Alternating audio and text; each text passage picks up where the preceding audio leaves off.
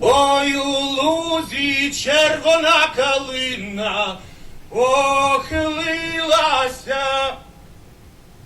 чогось наша славна Україна зажурилася, а ми тую червону калину підіймемо, а ми нашу славну Україну розвеселимо. Oh yes, the Matt Kwazaborski Show, calling you live and direct from a very rainy Washington, D.C. on a Sunday afternoon. And this is a Ukrainian show, and also an Eastern, Central, and Eastern European show as well, and just talking a little bit about it. It's been a very long time since I did a Ukrainian show, and it's just really been on my mind. Always been on my mind, and finally get its time to actually talk about it. But also here in the U.S., we're gearing up for holiday season, and it's just constantly reminded about the pressures and the inhumane conditions that are being faced by Ukraine by a terrorist regime that is just bombing the infrastructure of such a beautiful country, and one that really wanted to chart its own path and chart its own way. Before we get started, I will talk about that song. This is the Matt Kwazaborski Show. I want to thank Al Gore for inventing the internet. I want to thank people out there that have been listening to all my loyal listeners. Did a lot of good football, American football podcasts. But it's just time for me to sit down and do a Ukrainian one. I'm still in touch with people on the ground, still in touch with people here, just trying to read the situation and what I think are my main concerns. Both positive, and then also some things have been extremely positive for the situation on the ground. But I do want to talk about that song. I usually walked in with another song or introduced another song.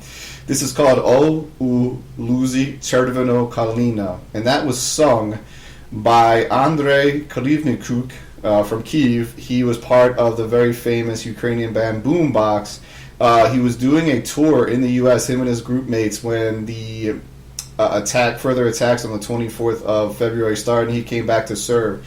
That video, or that song, he is singing outside in Kyiv, in the district with the churches, I think by St. Sophia's Basilica.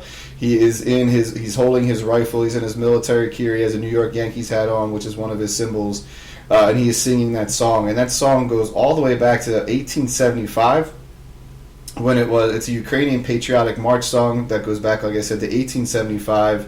It was written in a modern way by the composer Stepan Charnetsky in 1914 in honor and memory of the Sikh riflemen of the First World War, and it was later adopted by both the Ukrainian People's Army of the Ukrainian War of Independence and the Second World War, the Ukrainian Insurgent Army.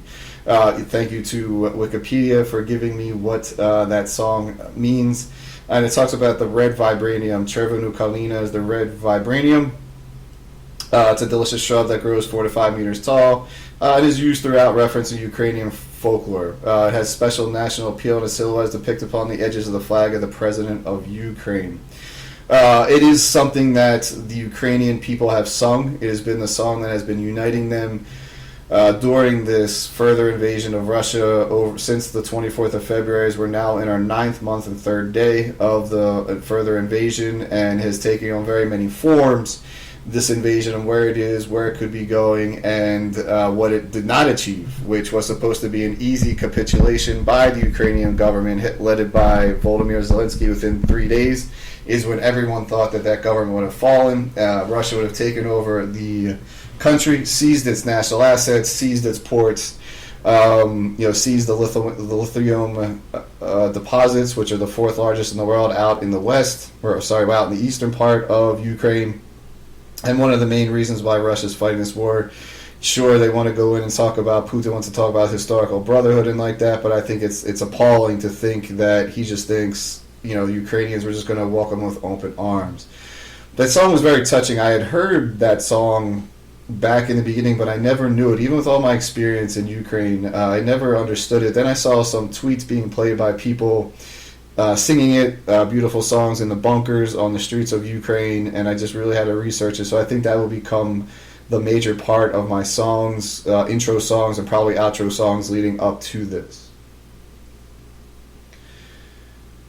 For me, I had to take some pauses because what's happening now in Ukraine as the Russian soldiers and the military are retreating, As we all know, Kherson was liberated, which is a very important strategic city and region to the south of, in the south central part of Ukraine, just north of Crimea. And why that is very important is the situation it pushes and further protects the pearl of Ukraine, which is the port of the city of Odessa, along with its port. Kyiv is the capital, but I often said the crown jewel of Ukraine, and what Russia really wants to get is to control the ports of Odessa, which will control the import and export economy and further choke off Ukraine from having that port, getting it in and getting stuff imported, getting stuff exported. But the attacks on the civilians, I think for me, watching these missile attacks, and for people that know Ukraine and for the Ukrainian supporters out there, even if you've never been to Ukraine, you're very understanding of the situation for the most part, whether you support it or you're against it. It is very hard to watch when I know people living in Kyiv and Lviv, when you know that the missiles are bombarding the cities, trying to knock out the critical infrastructure. And that's trying to knock out no electricity, trying to knock out their heating system, and also trying to knock out their water system. And they've succeeded very much so, and so much so that they're in a week. The last major bombing, there was over 100 missiles that were released upon the entire country, trying to knock out that infrastructure. And that's extremely, extremely dangerous situation, creating the fact that you have a country in Russia and an administration, the Putin administration, that says, you know what, we just don't care. We're just going to knock out their power, bomb them back to not 1922, but go as far back as 1822. When these kinds of, when there was no electricity, when there was no real heating system or a sanitary system or a water system that they had in Ukraine and pretty much around the world, right, without the electricity part. I think for me, what I'm worried about is the more see no evil, hear no evil. For example, if electricity is being knocked out, Ukrainians can't work. They can't have offices. The service industry can't really function. People's housing, they can't be lit up at night. They can't have Christmas lights. They can't have whatever they would normally be used to celebrate this time of the year. That's extremely hard. The gas situation, you can't cook. You can't boil water on the stove. Even if the water's treatment system's in a bad situation, you can't really treat the water. You can't boil the water to make tea or coffee or even for sanitary conditions. And this is just the warfare, the tactical warfare that Russia is unleashing is just pure, utter cruelty. There's no strategic significance for the Russian military. There's no strategic significance for the Russian government at this point. They're not going to all of a sudden win back the hearts and minds of the Ukrainians. They're going to win. They're pushing them even further. And it just doesn't really make much sense. But for me, it's staying in touch with people using various social media platforms, talking to people on the ground. A friend of mine, he's out, fighting. He was working for a high-powered embassy in Kyiv before he has to do his military service. Just checking on him, seeing if he has power and he can communicate through various ways. Checking with partners that help me run the Lviv Leadership Foundation, both Kyiv and Lviv, to see if they're able to check in. And while right now their situation is, we don't have electricity for 7-8 hours or a day, or we have rolling blackouts, or the power's not working. It's a matter of when that power is not working and when these missiles are being fired that they could just start bombing civilian apartment buildings just on the regular. I do think that Russia does not care where the missiles go, whether they target the infrastructure or some go awry and they hit an apartment building here, they hit a hospital here and there. They just kill innocent civilians going along the way. I do believe Russia is trying to wipe the country of Ukraine in its geographical. It's already been said that they're trying to wipe the country of Ukraine off of the map. They know they failed at that. Now they still are bringing out, we're going to liberate the Ukrainian people from neo-Nazis. Lavrov said this the other day. Going off on a tangent there. But to me, it's a genocide. They're trying to get rid of the Ukrainian culture, the language, and its people. And the people that die, they believe are the ones that should perish, and those that live are the ones chosen by God. I just worry about that when communication is knocked out and then you have no more word about what's happening is when the bombing and could get a lot worse for the Ukrainian citizens. And that's why air defense is a critical part, and the Western countries that are debilitating on giving Ukraine air defense systems is absolutely ludicrous. It's absolutely ludicrous. It's unheard of. And it's just, when Russia comes in, bombs them out, they could also knock off the Ukrainian grid, but when they go into cities that they take over, like Mariupol and Kherson, one of the very first things the Russians do is turn off the Ukrainian signals to their mobile satellites and turn off the Ukrainian TV and hook it up to Russian TV. The Ukrainians who don't have access to, if they're still using Ukrainian cell service, cannot get word out. They cannot get the word out to the people about what's really happening on a regular basis, contacting their families that either may have fled those regions or are living in other parts of the country or the world. And what you're relying upon are the heroes on the ground, the partisans that are taking videos on their phone, and they're somehow able to get it out, broadcasting it to their friends and families, and really putting their life in danger, especially if they're caught. They can get it somehow out the way they do, and that tells us what's going on the ground. But when that's just here or there, there's just films, that go around, but they're not as being broadcasted massively in the international arena. I do worry about that. I do worry about that if the see no evil, because we don't see it on TV, and we hear no evil because we're not hearing the word from our friends and our families and our loved ones who just can't get the word out, that what's really happening on the ground. And that's what I really worry about as we head into this holiday season here in the West, and just trying to understand what's happening on the ground in Ukraine and trying to keep in touch with people. I'm still able to get in touch with them. They respond. But at the same time, that's the main thing, is these infrastructure keeps getting targeted, the Ukrainian infrastructure, the electricity infrastructure, the gas, the heat. That what is the end game? Like, what is the purpose of this at this point? Do the Russians really think the Ukrainian government's going to capitulate and say, come in and rebuild our systems? No, they're making it worse for them. The West has been stepping up in providing generators, electricity components, and donating them to Ukraine, infrastructure pieces. But these pieces that have to come in that are constantly getting destroyed are heavy equipment, and it's not easy to get them into the country.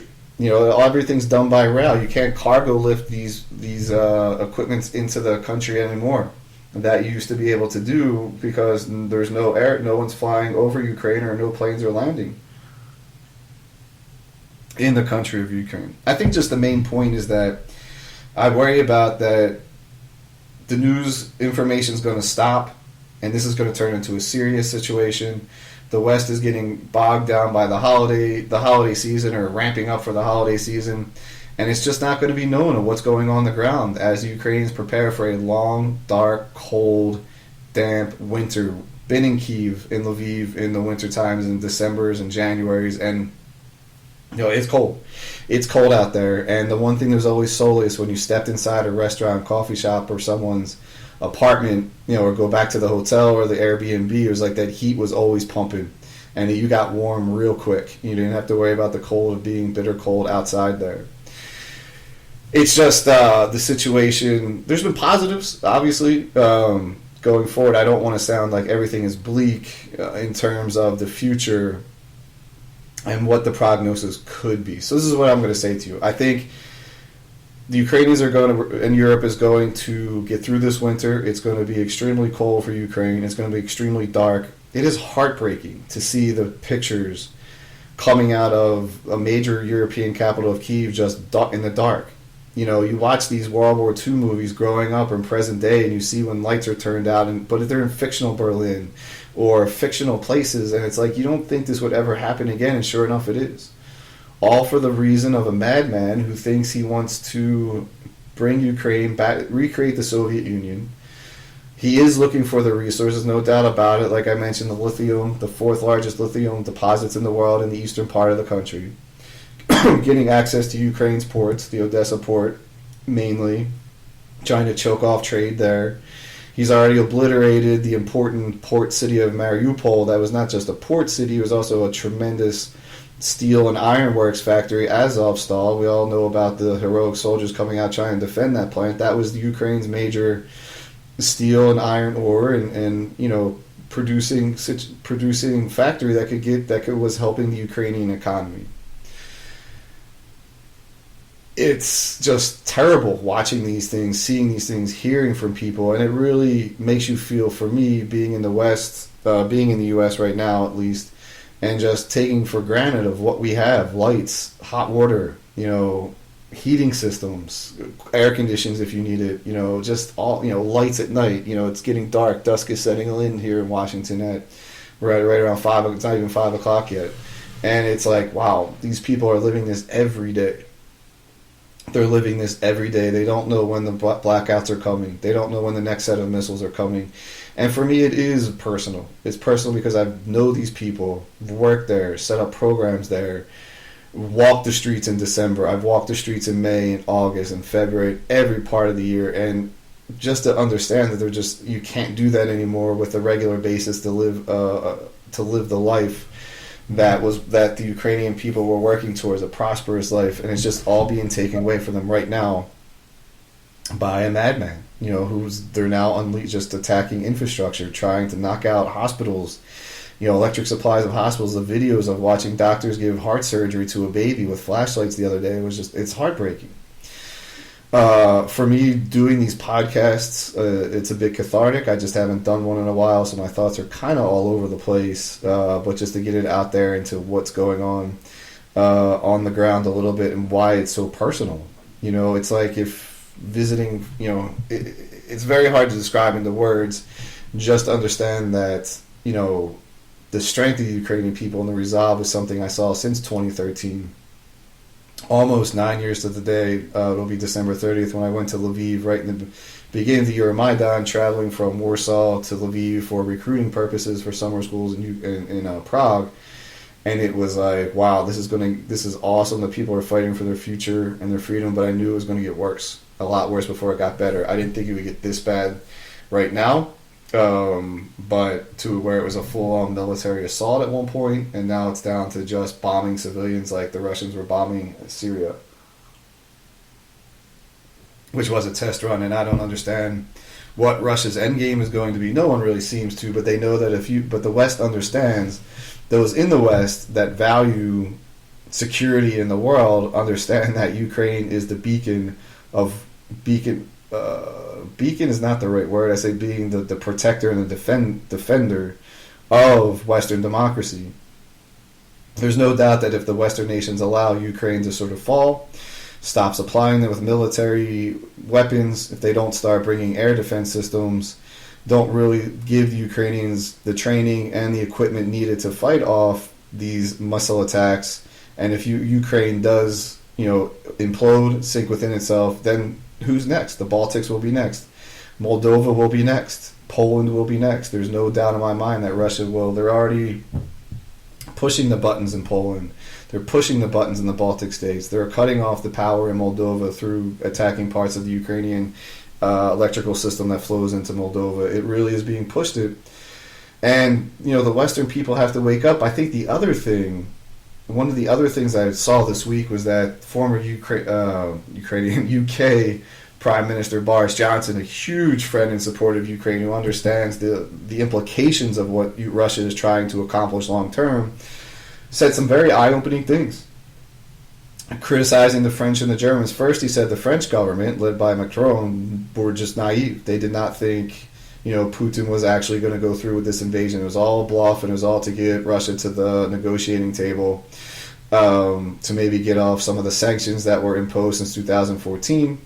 But then the German situation, or the German opinion was like, well, if they do invade, I hope it's a quick fall for Ukraine, because it would just be better for the rest of the world if it just fell and we can move on with our lives. And that to me is like, it is mind-blowing that the Germans would think that. Germany is considered the leader of the EU, the leading power, along with the French, now that the UK is not in it. And to have the two leaders of the EU in terms of economic power and political influence just be naive, or just, hey, let's get back to the negotiating table, let's just life go on the way it should be after Ukraine falls. Russia takes over, we'll negotiate with Russia for the gas and the electricity. That's all they were worried about, the Germans. Because the Germans, for a crazy long time, since the collapse of the Soviet Union, once they were unified and once they got settled and into the EU, excuse me, they were cultivating a long-standing relationship with Putin. The idea was to keep negotiating. As long as we trade with them, they will not attack. As long as we have open trade and free trade, there's no way they would attack anywhere in Europe. It goes to that situation that, when goods stop crossing borders, soldiers will. Well, the Germans, including Angela Merkel, let the approval of the Nord Stream 1 and the Nord Stream 2 gas pipelines, which subvented Ukraine and for the gas going through there, knowing full well that Nord Stream 2 would cut off Ukraine from any sort of transit revenue that they get for Russian gas going through. They didn't care. And this was after Russia annexed Crimea and invaded Ukraine the first time, taking over the Donbass regions, Luhansk and Donetsk rescue. Merkel didn't care. She went out to say so much that we stopped this from getting even worse by putting in these Minsk agreements, by sacrificing a little bit of land, of the Ukrainian land in their mind, that it's okay as long as the gas keeps flowing and we get the prices that we want. And never understood that what really Putin wanted was to recreate the Soviet Union, take over Ukraine, put it back in the sphere of its influence. It's already done that with Belarus, which is a whole nother story. And the fact that the Germans were just like, well, if they do invade, I hope it's quick, just let it fall. It just boggles the mind. So then what happened if they kept pushing? Well, let the Baltics fall. We don't care. As long as we're getting cheap gas, we're getting cheap power. And all of our work with Russia over the years and the decades was not for naught. We cultivated great relationships with them. And so naive of them to do that, to understand that what Putin really was all about. And he was saying that, it goes back to his quote, the greatest geopolitical disaster of the 20th century was the fall of the Soviet Union. It's mind-boggling to think the fact that Germany was ready to let Ukraine just fall. Hey, they invade, we hope it's quick. France, now they're not going to invade because Macron have been visiting with Putin. They don't understand that in dealing with him, he's going to tell you what he wants to hear, what you want to hear, to your face, and still do what he does behind his back. Behind your back with your France and Germany. No, we're not going to invade. Okay. You're not going to invade. Okay. We just keep putting troops on the border. We've taken over Belarus at this point.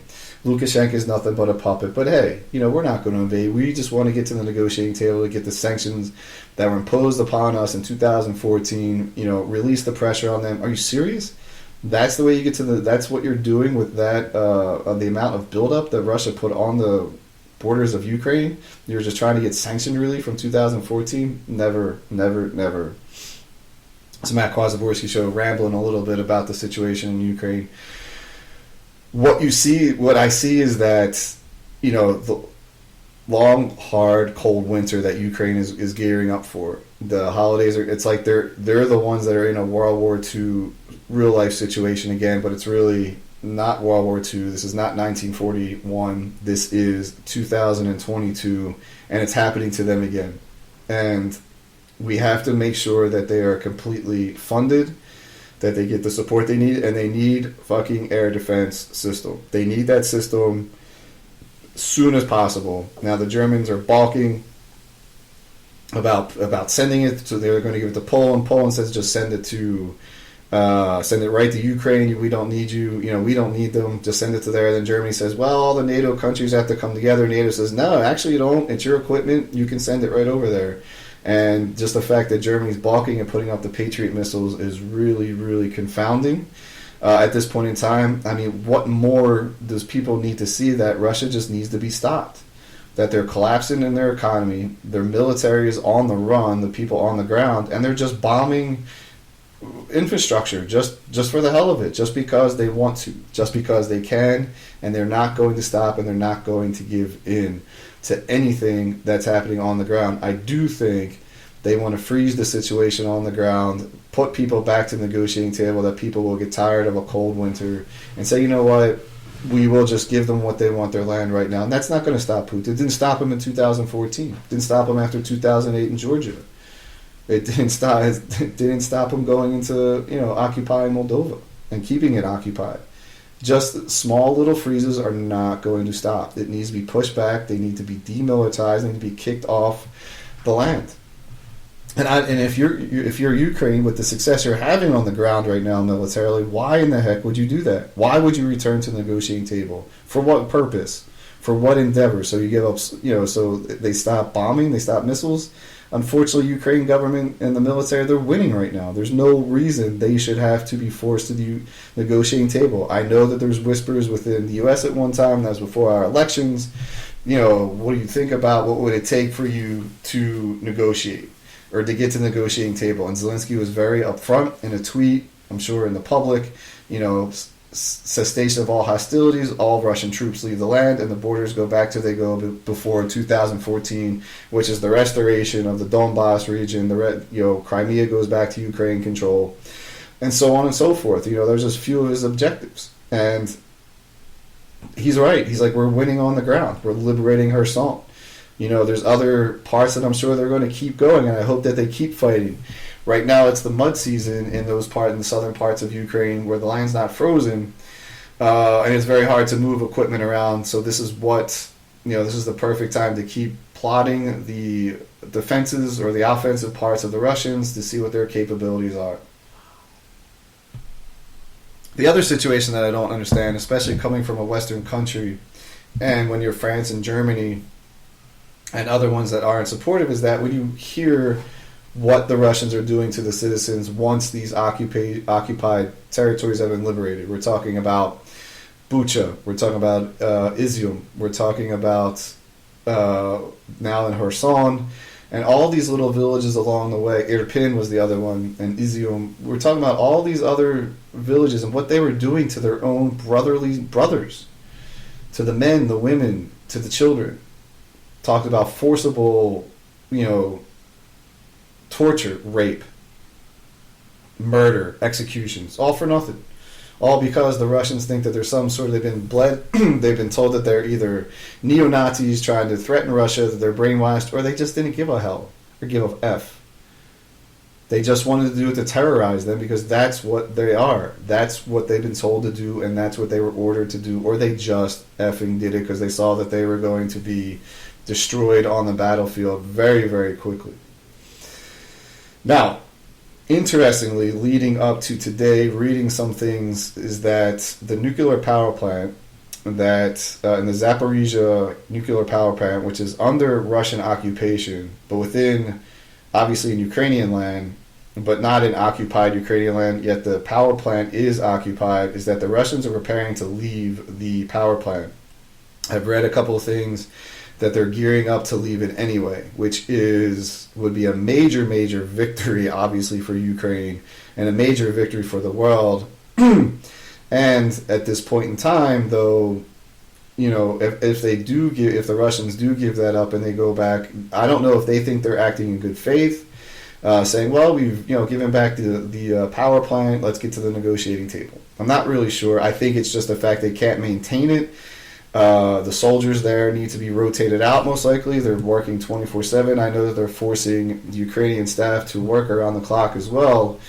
But at the same time, the Russians have been moving troops around the country. They've been moving equipment around the country, and maybe they just realize it's unsustainable at this point, or they're going to get choked off.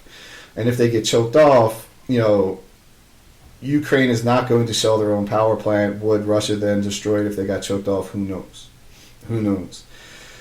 Increasingly crazy rhetoric coming out of Belarus. The foreign minister, and if you're a friend of America, that's the equivalent of their Secretary of State, died suddenly over the weekend. Just died. 64 years old. No issues of health. In fact, he was in Armenia earlier that week negotiating in the CTSO, which is sort of a version of the EU, NATO, in a very, very small sense of it.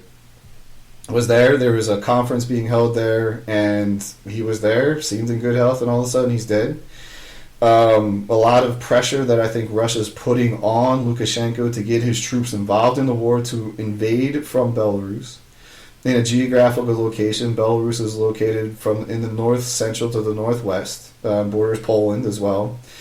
But Russian troops did go through Belarus in the early parts of the war when they occupied Chernobyl power plant up to the north, which is right across, which is in right across the border in Belarus from Ukraine.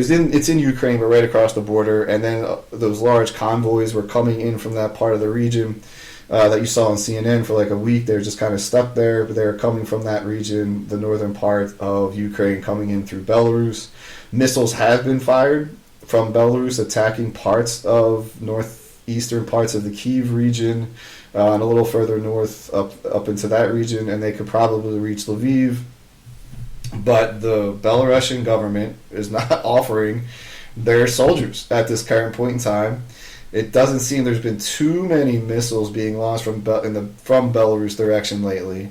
The missiles that you hear about that are being launched are coming from the Caspian Sea. They're coming from the Black Sea down, in the Odessa area, but further from Crimea, I should say. The Caspian Sea is where Azerbaijan is on the border there, so is Turkey, and they're launching from there.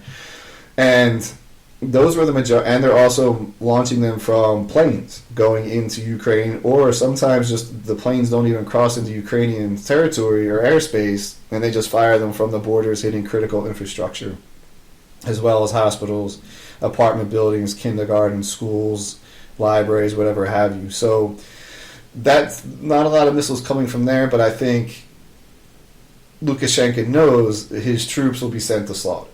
But the idea is that if they do invade from that part of Ukraine, the north, the central, and the northern western parts, is that Ukraine will have to pull troops up to there to sort of defend it, take them away from points east, maybe points on the south, and that would sort of stretch out the military of Ukraine, which I thought was a tactic that was going to happen no matter what. In the beginning parts of the war, I even wrote a paper on it a year ago, that Belarus could be used sort of as a false flag operation, yet to stretch out the Ukrainian military. That it really hasn't happened yet, or the Ukrainians took care of the Russians that came in so easily in the beginning part of this invasion. It's the Matt Kwazaborski Show, talking about 32 minutes into this Ukrainian podcast. And we talked a little bit, I'm kind of rambling, don't have my thoughts, I had my thoughts ready to go, but there's so much I want to say because I haven't done one in a while. The other part is coming out of Hungary, which I'm not quite sure how to read this. So we all know Viktor Orban is a Trojan horse and a huge supporter of Putin, getting supposedly shored up the Hungarian supplies of natural gas for his people. So therefore, if all of the gas is cut off to the rest of Europe, a lot of it is, even though they're at 95% capacity as last week, the EU countries, they're able to heat their homes. Hungary said we secured deals with Moscow to make sure that we have gas for our citizens, but he's paying a huge price. He's not getting it at a discount. He's paying above average cost. That was released by investigative journalists from Hungary, translated to English about a month or 6 weeks ago. And that's kind of, I would think, be concerning if you're a Hungarian citizen. That was released, that we're not getting a good deal on this. Excuse me. And Orban is just playing the part of Putin lackey. The other part is that Orban came out over this weekend saying that, Ukraine has the right to be a sovereign state. No one should make Ukraine capitulate any of its land, nor it should be invaded or occupied to that sense. And it was about 180. And the other reason is that the Hungarian president is visiting Ukraine. It's the first Hungarian the highest member of the Hungarian. Sorry, I'm looking up her name. The Hungarian president to visit Ukraine, Katalin Novak. She took office in May of this year, May 10th to be exact. Kind of young. She is a member of the Fidesz party, she went and visited with Zelensky over the weekend, and then Orban makes this statement, and it really is not sure how to read with this. With the Belarusian foreign minister dying, you have the Hungarians now visiting Ukraine. You also have the rumors that the Russians are about to leave the nuclear power plant in Zaporizhia region, the one that the IAEA has had staff on the ground since around May. and they're ready to turn it over to the IAEA in that way.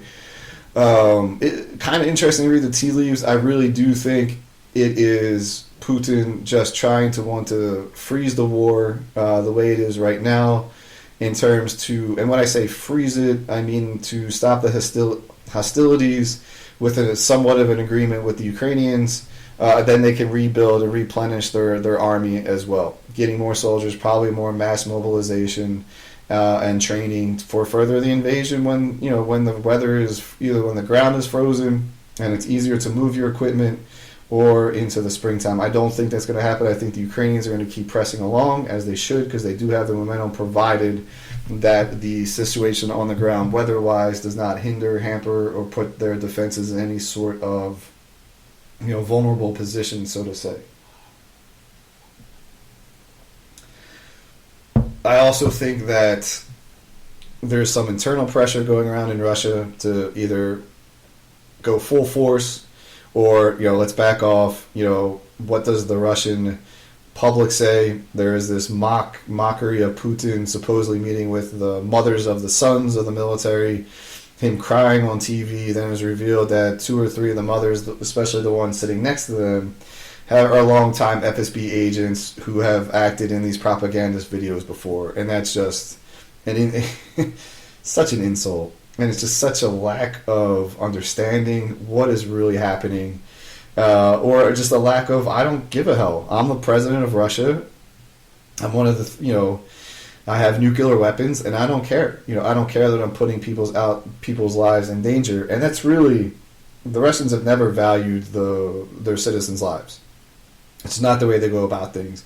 You're there to defend the country and the future of the country, and we need you on the ground, so go serve your state, go serve your motherland, and we will put you in harm's way, but that's the sacrifice you have to make. He also made a comment, well, they can either die on the battlefield or they could die alcoholics, which is kind of comes from a quote from a mother. When the mobilization first happened, when did the mobilization? In September? And there was a mother, he's like, well, my son, he can either die on the battlefield or he can die of vodka, and drink, and he's like, that's the only thing that's in his future. And that's, Putin kind of played upon that quote that mother said. And that's just really, really a shame of what's happening and just who the Russian government really is. But I do think, overall, looking at the situation in Ukraine, my main concern, I'm going to try to wrap it up here, is that when the lights go out, the bombings of civilian targets, whether it's in Kyiv or Lviv or Kherson or in the Donbass or wherever, Dnipro, Poltava, it is mainly saying the more that we do not hear or see from these regions, because there is no electricity or power, that the bombs are going to fall more indiscriminately or discriminately towards the civilian houses, more to hospitals and kindergartens, where they're going to become the targets. The more that the Ukrainian energy companies cannot repair the grids, the more that they cannot do that, the longer that it takes, that gives the Russians more ground to seep in. Now, seep in and bomb people without us knowing what's really happening, unless you're on the ground there. Having the electricity out in Ukraine doesn't really benefit the Russian propaganda machine at all, because they can't get their message through, right? If they're not able to, if there's no electricity, Ukrainians can't watch TV, they can't listen to the radio or get on the internet without battery power, then their propaganda machine is not really going to be able to be spread as quickly as you would think. So I think they're just bombing and bombing and bombing, and they just don't care. And it's just extremely hard, extremely difficult to get into a situation where you just don't know what's going on. You live in constant battle. And someone said, with Ukrainians, they don't know what the end game is. Like, sometimes when you're in a very tense or stressful situation, or, when the power goes out, companies like, I'll be back in an hour or two. The gas is going to be out. The water is going to be out. Yeah, it's uncomfortable. At least you know when it's going back on. The Ukrainians don't know when this is going to end. They don't always know when the water is getting turned back on or when the gas is being restored. And they're freaking freezing. These are old houses, that have no insulation. And it's just, wrapping themselves in blankets and candlelight. Students having to turn in assignments by, pen and paper. if university classes are even happening, or high school classes, or elementary schools are happening. How do people get their medicines? How do the cancer patients get their medicine? You know, when they go in for treatment, when they go in for chemotherapy. What happens when you're in the middle of surgery and the electricity goes out? How do you constantly keep stepping up to the plate? But it was really cool. Video I saw on Twitter too. It was about Ukrainians making cookies and how they use their drill, and they put the blender that you would normally put into an electrical blender. You plug in, you put it onto the drill, and you mix up the icing that way. Watching them boil water, or when they wash their hands, they take a water jug and they just puncture a little bit of the water jug, not for it to all spill out at once, but just so it sprays into their hand. They're washing their hands.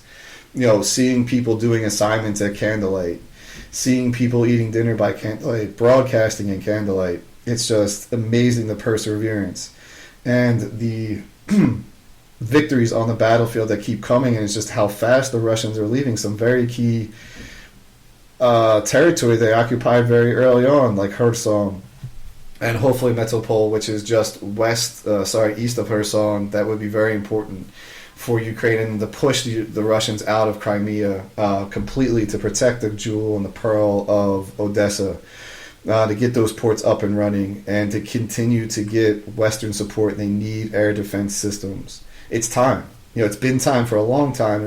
Don't worry about poking the bear. The bear doesn't care. The bear is going to go to no ends necessary. There's no let up. This is Sunday night here in the U.S., and the routine has been every Monday morning, missile barrages are released upon Ukraine throughout the country. And just imagine waking up and tomorrow morning going to work, or taking your child to school, and your schools are being bombed, and there's missiles flying overhead as you get your kids into the car, or as you're walking to the metro station, or as you're getting ready to go to work. You just see bombs going off, or ones that land in the middle of the street.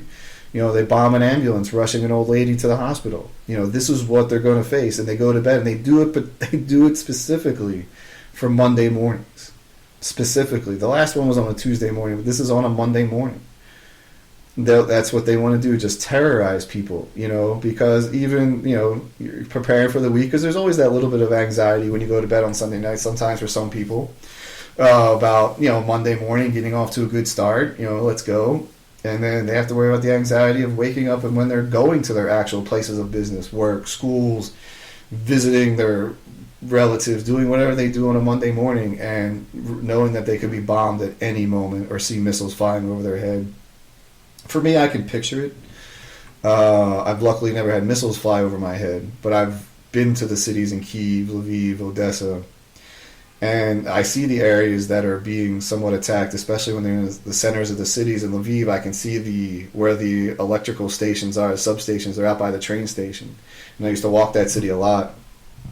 I know friends and a family, people that treated me like their family, had me in their house for Easter, out in those sort of northern regions of Lviv. And they're still in the city, in the neighborhood, but not in the center. And, you know, they're telling me missiles are flying over their heads. And it's just, I think about that almost every day. It's very hard for me. It's sort of an excuse to not get on the podcast. I've been not very good at voicing my emotions or communicating them, but I'm trying to, the best that I can in doing with this podcast, to do it hopefully a little bit regularly. But it is very difficult to think about them, and, you know, what do you say to them? And I just keep saying sending strength and love, and that's what they want. They don't want people feeling sorry for them. They want the strength. They want the spirit. They want our strength of energies. They don't want our pity. They don't want our feeling sorry for them. They want defenses, systems. They want training. They want more support militarily from the West. They want the defense systems. They said, we will rebuild this, but you have to give us the tools to survive. And my fears as I entered into this holiday season is that, especially in America, Thanksgiving to Christmas to New Year's, is that it's going to become sort of an afterthought. Because they also have their holiday seasons coming up. You know, they'll have their Christmas and New Year's season, and it goes a lot longer than ours does. You know, they start with Advent, they go through to either Orthodox Christmas and Orthodox New Year's, which leads into January 7th at time, and sometimes January 13th. And yes, they do celebrate now in Ukraine on December the 25th as well. And it's just hard to believe that, seeing that they could be bombed on those days. just not having the chance to, work so hard as a country just to be thrown back just for no apparent reason. No apparent reason at all. No apparent reason at all. So it's been the Matt Zaborski Show. Didn't really want to bring you down tonight, but I just kind of had to get some things off my mind as we head into the work week here. Some things to try to talk about and what the situation on the ground.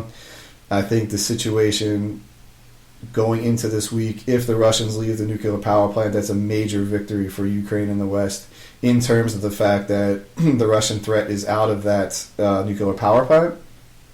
And the only way that it blows up is that if the Russians bomb it directly after the Russian troops leave. I think, the situation in Belarus is something to look after. If in fact the foreign minister was poisoned or murdered, or was poisoned somehow, which would have been a murder, Lukashenko is under pressure to send his troops in while the Russians regroup. And he really does hold a little bit of the cards in terms of his influence with Russia. But I think they've also shown if the Russians poisoned Lukashenko in Armenia, poisoned the foreign minister Mackay, that he could also be offed. No problem about that. And there is a very high commanding pro-Russian Belarusian in the government who would have no problem turning over the military to Russian command.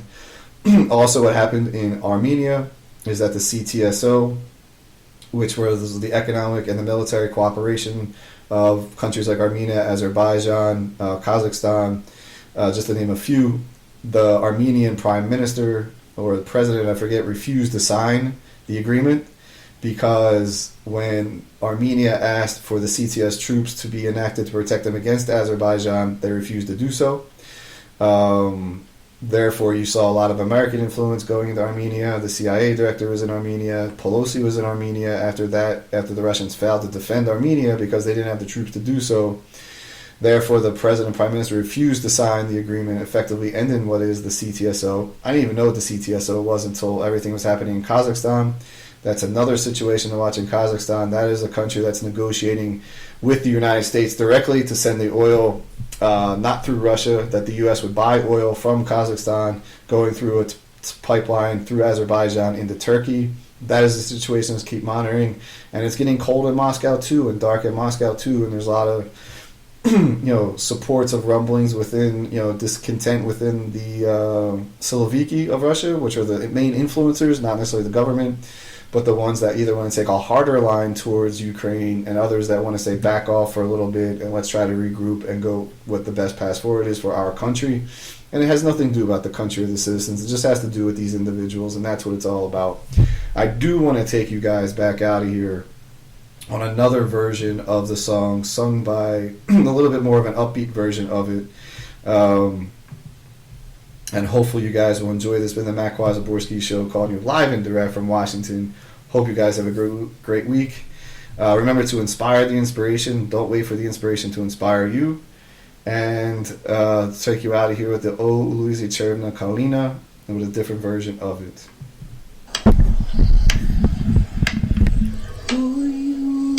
Узі червона калина похилилася, чогось наша славна Україна зажурилася, а ми тую червону калину піднімемо, а ми нашу славну Україну, ей, ей, розвеселимо. Ой, у лузі червона калина похилилася, чогось наша славна Україна зажурилася,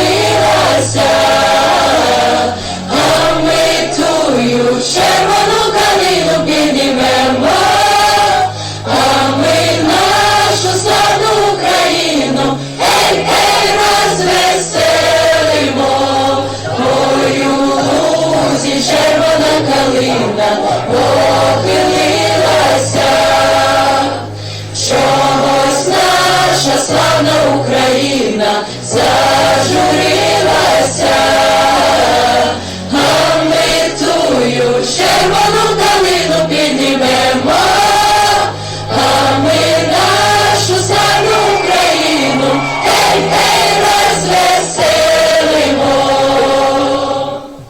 Again, it's been the Matt Kwazaborski Show calling you live and direct. Heading into the holiday season, finally get to do a podcast about Ukraine and geopolitics. Knows a little bit down, a little bit rumbling, but I appreciate those that listen all the way to the end. Have a great week, everybody. Inspire the inspiration. Do not wait for the inspiration to inspire you.